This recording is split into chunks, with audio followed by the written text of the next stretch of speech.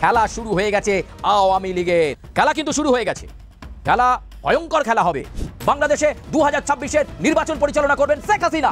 এই আওয়ামী লীগের ফেরত আসার কথা শোনার পর থেকেই ঘুম উড়ে গেছে ডক্টর ইউনূসের। বাংলাদেশের রাজনীতিতে এবার একটা বড় অঘটন ঘটতে চলেছে। ওয়াকারুজ্জামানকে 7 দিন সময় দেওয়া হয়েছিল, যে আমরা 7 দিন সময় দিচ্ছি, 7 দিনের মধ্যে সব এগুলোকে সরান, নইলে ব্যবস্থা করুন, জেলের মধ্যে করুন। ওয়াকারুজ্জামান প্রায় হাতে পায়ে ধরার মতো আরো 3 দিন সময় চেয়ে নিয়েছেন, টোটাল 10 দিন। এবার যুদ্ধের নির্মমতা, নৃশংসতা দেখবেন। এই গত 1 বছরে শেখ হাসিনার সময়ের যে কোনো সময়ের চাইতে বেশি টাকা পাচার হয়েছে গত 1 বছরে। প্রতিটা উপদেষ্টা টাকা পাচার করেছে। ওরা কয় আমাদের সেফ এক্সিট লাগবে না। সেফ এক্সিট, তোরা সেফ এক্সিট কই নিয়ে দিবে? তুই কই যাবি? ডিম একজনের মাথার উপরে তো গেছে, দেখছিস না? ডিম পিছন দিয়ে নিচে দিয়ে ঢুকানো হবে। কই যাবি তোরা? কই আসবি? পৃথিবীর কোন দেশে যাবি? বিএনপি পেটাবে, আওয়ামী লীগ পেটাবে, শিবির পেটাবে, এই জুলাই আন্দোলনের এরা পেটাবে, সাধারণ মানুষ পেটাবে, যে যাবে ডিম ঢুকানো হবে ওইখানে। সেফ এক্সিট মারাই তার শেষ। বিমানবন্দরের মতো সবচেয়ে গুরুত্বপূর্ণ স্থাপনায় এমন ঘটনায় চক্রটি পরবর্তী লক্ষ্য হিসাবে যেহেতু এখানে সফল হয়ে গেছে, সো পরবর্তী টার্গেট হচ্ছে মেট্রো রেলে নাশকতার পরিকল্পনা। এছাড়াও গুরুত্বপূর্ণ সরকারি, বেসরকারি, সামরিক সংশ্লিষ্ট যে স্থাপনাগুলো আছে, সাবোটেজ ঘটানোর পরিকল্পনা আছে। আওয়ামী লীগের প্রতিঘাত ভয়ঙ্কর কঠিন হতে চলছে।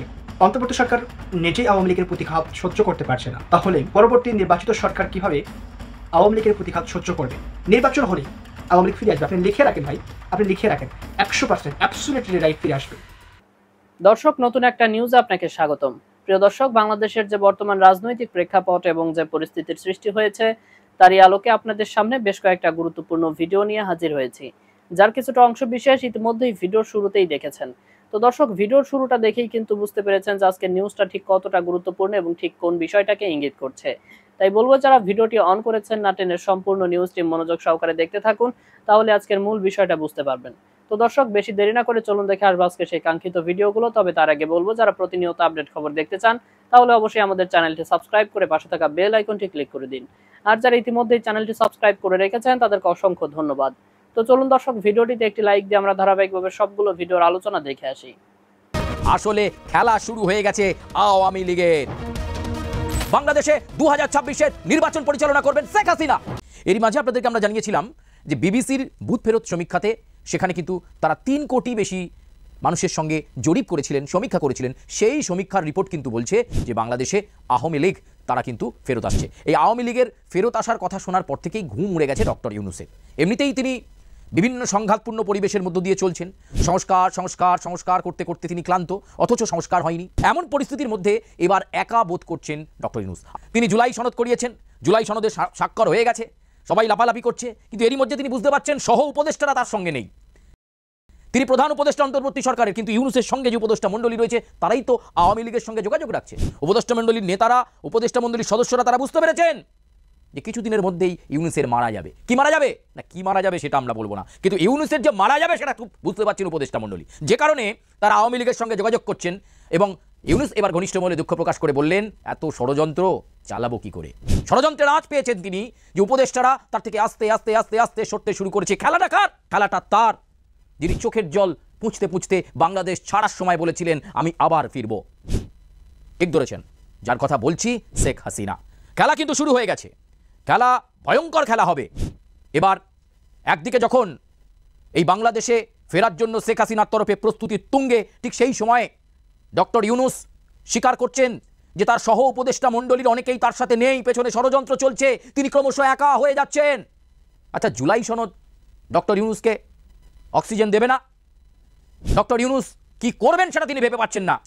আমরা শুনলাম কিছুদিন আগে ফ্রান্সে গিয়ে জমি দেখে এসেছেন।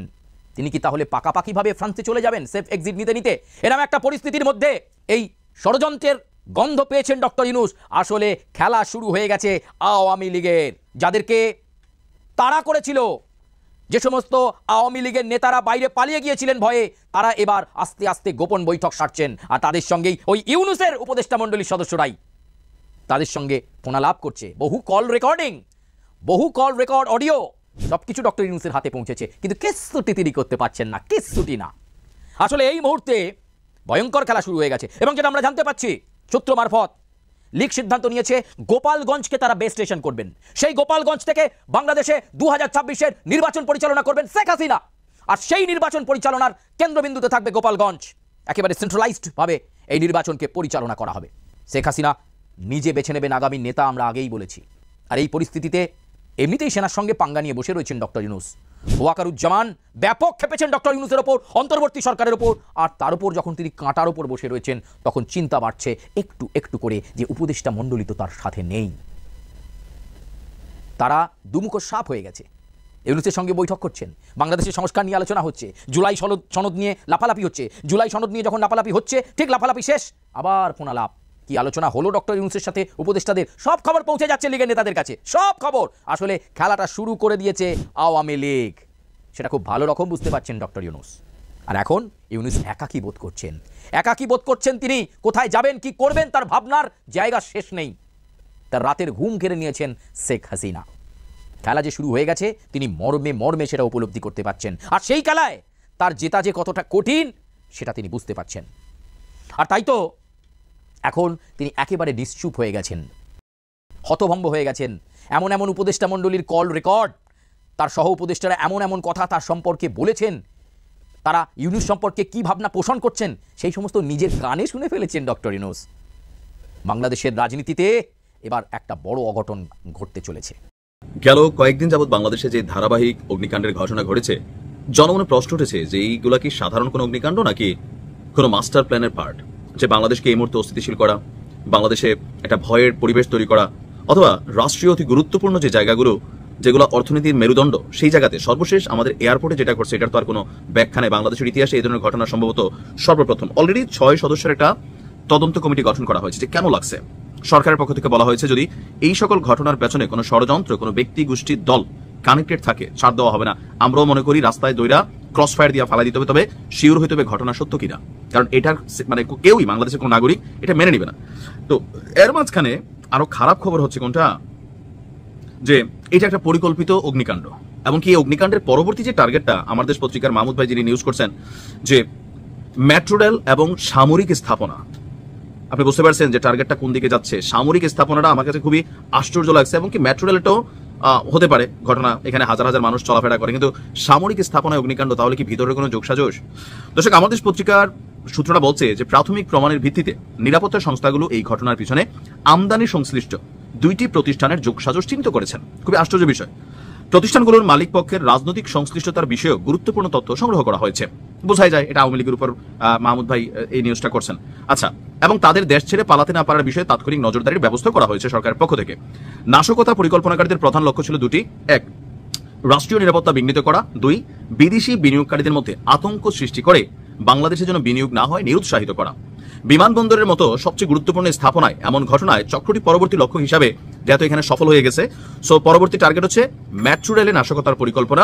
এছাড়াও গুরুত্বপূর্ণ সরকারি, বেসরকারি, সামরিক সংশ্লিষ্ট যে স্থাপনাগুলো আছে, স্যাবোটেজ ঘটানোর পরিকল্পনা আছে। সূত্র বলছে যে দেশের বিরুদ্ধে ষড়যন্ত্রকারীরা গত 5 দিনের মধ্যে একের পর 3টি গুরুত্বপূর্ণ স্থানে তাদের নাশকতার প্রমাণ রেখেছে। এই ধারাবাহিকতায় গত 14 অক্টোবর মঙ্গলবার ঢাকার মিরপুর, তারপর হচ্ছে যে 16 অক্টোবর আপনার চট্টগ্রামের ইপিজেডে, আর গতকালকে আমরা যেটা দেখলাম। নিরাপত্তা বিশ্লেষকরার বক্তব্য, এখন এখানে হয় কি যে আমাদের ইনভেস্টিগেশন রিপোর্টগুলো ম্যাক্সিমাম সময় এটা রাজনীতিতে মোড় নেওয়ানো হয়। যে ধরেন এখন এই ঘটনার পিছনে মাহমুদ ভাই যে রিপোর্ট করছেন, এটা আওয়ামী লীগপন্থী রিপোর্ট তিনি করছেন, মানে আওয়ামী লীগের বিপরীতে যাবে এমন রিপোর্টই করছেন। না, সরকারের পক্ষ থেকে থটটা এরকমই কিন্তু, যে এই নাশকতাগুলো আসলে আওয়ামী লীগই ঘটাচ্ছে। আবার আওয়ামী লীগের সময় ঠিক একই দৃষ্টিভঙ্গিতে যে কোনো দুর্ঘটনা হলে এটা বিএনপি জামাত ঘটাইছে বা শিবির ঘটাইছে, অনেক সময় ঘটায়। আবার অনেক সময় যারা মূল অপরাধী, এই রাজনৈতিক গ্যারাকলে বা সাংবাদিকতার রিপোর্টের গ্যারাকলে আপনার হয় কি যে মূল অপরাধীরা চোখের আড়ালে চলে যাওয়ার সুযোগ পায়। বাংলাদেশের কোনো গণমাধ্যম কিন্তু নিরপেক্ষ না, কোনো গণমাধ্যম নিরপেক্ষ না। আওয়ামী লীগের সময় আওয়ামী লীগ ঘেঁষা, এখন কেউ বিএনপি ঘেঁষা, কেউ জামাত ঘেঁষা। কোনো পত্রিকা, আমার দেশ পত্রিকাও নিরপেক্ষ না। সো এই জায়গাতে যেটা হয় আর কি, বাংলাদেশে আমার কাছে মনে হয় যে একটা পত্রিকা তো অন্তত থাকুক নিরপেক্ষ কথা বলবে, আর প্রশাসনের মধ্যে এই জায়গাটা তৈরি হোক যে নিরপেক্ষ তদন্ত হবে। বাংলাদেশে এটা রাজনৈতিক একটা আমাদের অসহায়ত্ব, দেউলিয়াপনা, সাংবাদিকতার জগৎ দেউলিয়াপনা, যে যেই সরকার ক্ষমতায় থাকে সেই সরকারের অপরাধগুলোকে আমরা আড়াল করে ফেলি, আর যারা বিরোধী দলে থাকে তাদেরকে আমরা সবসময় টার্গেট করি। আবার বিরোধী দলে যারা যখন থাকে তারাও বাংলাদেশকে নিয়ে সারা পৃথিবীর সামনে যতটুকু পারে জঙ্গি দেশ, এই দেশ, সেই দেশ, অথবা বিদেশি বিনিয়োগকে বাধাপ্রাপ্ত করা, অথবা আন্তর্জাতিক অঙ্গনে আমাদের নিজেদের দেশকে নিজেরা ছোট করে। আবার এই দলগুলো যখন ক্ষমতায় আসে তখন যারা সরকারে থাকে তারা বিরোধী দল হয়, তখন আবার এই দল মনে করে যে না ভাই ওই দল দেশ বেচা দিতেছে। সো এই যে জায়গাগুলো থেকে সাধারণ মানুষ কনফ্লিক্ট থাকে যে আসলে কারা মূল অপরাধ ঘটায়। তবে আমি মনে করি দলমত নির্বিশেষে এই ঘটনাগুলোর পেছনে প্রকৃত যারা অপরাধী, যেই রাজনৈতিক দলেরই হোক, যেই মতেরই হোক, সর্বোচ্চ পানিশমেন্ট ডিজার্ভ করে তারা। এই গত এক বছরে শেখ হাসিনার সময়ের যে কোনো সময়ের চাইতে বেশি টাকা পাচার হয়েছে গত এক বছরে। তোরা যে পাচার, এই যে সবশেষ দিলীপ আগারওয়ালার যে টাকা পাচার হলো না, এই টাকাও পাচার করেছে আমাদের চুয়াডাঙ্গার টরিক। ওর মাধ্যমে ওর সিঙ্গাপুরের ব্যবসা ওগুলি দেখায়, ওইখানে টাকা ভাগাভাগি হয়েছে। পাচার করলি প্রতিটা উপদেষ্টা টাকা পাচার করেছে। ওরা কয় আমাদের সেফ এক্সিট লাগবে না, সেফ এক্সিট। তোরা সেফ এক্সিট কই নিয়ে দিবে? তুই কই যাবি? ডিম একজনের মাথার উপরে তো গেছে, দেখছিস না? ডিম পিছন দিয়া নিচে দিয়া ঢুকানো হবে। কই যাবি তোরা? কই আসবি? পৃথিবীর কোন দেশে যাবি? বিএনপি পেটাবে, আওয়ামী লীগ পেটাবে, শিবির পেটাবে, এই জুলাই আন্দোলনের এরা পেটাবে, সাধারণ মানুষ পেটাবে, যে যাবে ডিম ঢুকানো হবে ওইখানে। সেফ এক্সিট মারাইতে আর শেষ। তোরা মনে করছিস টাকা পয়সা মাইরে এমনি খাবি, খায়া তারপরে তোরা এগুলি যা মনে চায় তাই হয়েছে। আপনাদেরকে কথা দিয়েছিলাম না যে আসিফ নজরুলের কই কই কী কী ধান্দাবাজি করে শুরু করতে যাচ্ছে, সেগুলো নিয়ে আমার এখানে নেক্সট এক মাসে আমার ইউটিউব চ্যানেলে, ফেসবুকে ফলো রাখবেন, দেখতে পাবেন আস্তে আস্তে শুরু হচ্ছে কোথায় কোথায় কী কী ধান্দাবাজি সে করেছে। যারা আজকে করছে তাদের বিচার এই দেশে হবে, আজকে হোক কালকে হোক। আর ডক্টর ইউনূস যদি বাংলাদেশে ওই জিয়া অরফানেজ ট্রাস্ট এইটার এই দুর্নীতির জন্য যদি নাকি রাষ্ট্রপ্রধান হিসেবে খালেদা জিয়ার বিচার হয়, তোমার বিচারও হবে। তুমি সব চোর বাটপার নিয়ে এনজিওগ্রাম, তোমার পারিবারিক আত্মীয় স্বজন, শ্বশুরবাড়ির লোকজন নিয়ে তারপরে তুমি সরকার চালাবা, আর তোমার উপরে কোনো দায় আসবে না, এগুলো নিয়েও এই দেশে বিচার হইতে পারে। ওই দিনের কথা ভুলে যাও না। এই দেশে বহু ঘটনা ঘটেছে, বহুদিন পরে বিচার হয়েছে। শেখ হাসিনা 15 বছর মনে করেছিল কিছুই হবে না, এখন সেনাবাহিনীর মেজর জেনারেল পলায় যায় রাতের বেলা ওই পেঁয়াজের এই ফেরত ট্রাকের মধ্যে করে, তারপরে এই জয়। তোমার বিচারও হইতে পারে এই দেশে। ধৈর্য ধরো। এই দেশের মানুষ সব সময় সঠিক সিদ্ধান্ত নিয়েছে, সব সময় এই দেশের সাধারণ মানুষ। অনেকে বলে থাকে এই দেশের মানুষ, ভাই আমি মনে করি না এই দেশের মানুষ খারাপ। মানুষ মাত্রই অপরাধ প্রবণ। তাদের মানে আমি মুসলমান হিসাবে মানে আদম আলাইহিস সালাম ভুল করেছে, সে তাকে দুনিয়ায় পাঠানো হয়েছে তার অপরাধের শাস্তি হিসাবে। আমরা মানুষ অপরাধ প্রবণ। আমাদেরকে আইন দিয়ে, সুশাসন দিয়ে আমাদেরকে আটকায় রাখতে হবে, আমাদেরকে সঠিক পথে আনতে হবে। তুমি নিজে বাপ সব কটা চোর নিয়ে বসে আছো, সে দেশের মানুষ ঠিক হবে কেমনে? মানুষ এখন মানুষের ভিতরে হাই হতাশ, কে কোথেকে খাবে, কারটা খাবে, কি খাবে, কত টাকা, মানে কারোর মধ্যে শান্তি নেই।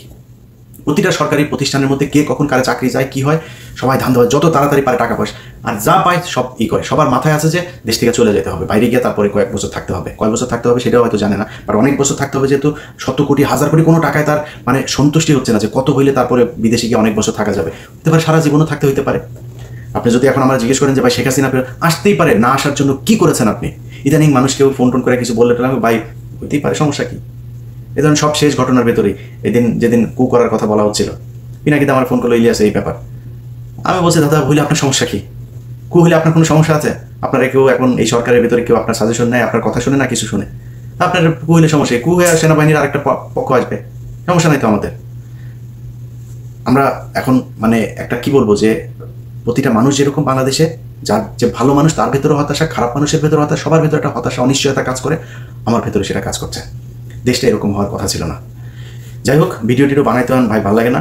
আর তারপরও বললাম যেগুলি যদি মনে চায় সঠিক কি করা দরকার, এই দেশে অনেক মানুষ আছে, নেতৃত্ব দেওয়ার মানুষও আছে, আন্দোলন করার মানুষও আছে, বন্দুকের সামনে দাঁড়ানোর মানুষও আছে। আপনাদেরকে ঠিক করতে হবে কি হবে। আমার পক্ষ থেকে, আমার জায়গা থেকে যদি কোনো সমর্থন, কোনো কিছু প্রয়োজন হয় জানায়, জীবন দিয়ে দিব এই দেশের জন্য। কিছু কিছু মানুষ আবার আছে, এগুলি বললে আবার ওনারা আবার বিএনপির ভাইদের ভিতরে অনেকে আছেন, বলে থাকেন যে তুই এত দেশপ্রেমিক, দেশে যাস না কেন? বললাম চান্দাবাজ, সারাদিন চান্দাবাজি করে। আমরা দেশে গিয়েছি, তোরা দেশে যাস না, তুই চান্দা আনতে দেশে গেছিস। আমার তো চান্দা আনতে দেশে যাবো না, তো আমি দেশে যাওয়ার দরকার, আমার যেটা করার দরকার, দেশে যেটা করতে চেয়েছি সেটা এখনো করতে পারিনি, এই জন্য দেশে যাইনি। দর্শক, আমি আশা করছি সবগুলো ভিডিওই আপনি মনোযোগ সহকারে দেখেছেন। সেই সাথে দর্শক, এই ভিডিওগুলো সম্পর্কিত যদি কোনো তথ্য বা মতামত থাকে তাহলে তো অবশ্যই কমেন্ট করে জানিয়ে দিন। এতক্ষণ সাথে থাকার জন্য ধন্যবাদ। নিউজটি শেষ করছে এখানেই, ফিরছে আগামী ভিডিওতে নতুন কোনো টপিক নিয়ে। আল্লাহ হাফেজ।